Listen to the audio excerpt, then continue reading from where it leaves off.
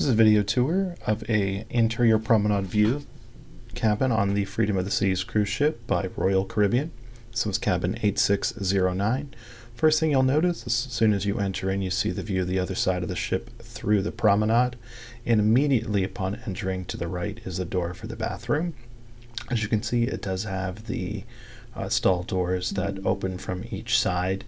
It's definitely very much better than having a shower curtain cling to you, and it definitely made the shower feel a lot more roomier and bigger than it truly was. And then just the standard bathroom with a sink and toilet. The beds are curved just to allow more room for you to maneuver, and as you can see coming into the living area, that is a sofa bed that does pull out, and then there is the bench seat that looks right at the window down into the promenade. And I will say, never heard a peep out of the promenade, and there was a lot going on in there. So, mini fridge, standard desk area. Now, there was nothing in the mini fridge. You could put your own items in there if you so chose.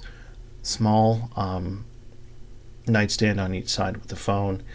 Here's where the TV area was, where there was ample storage space in the drawers, and into the closet area there was lots of shelving,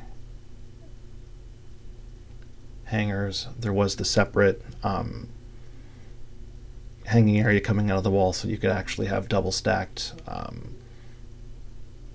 clothes, his and hers, if you will, but lots of space to hang on the top and the bottom.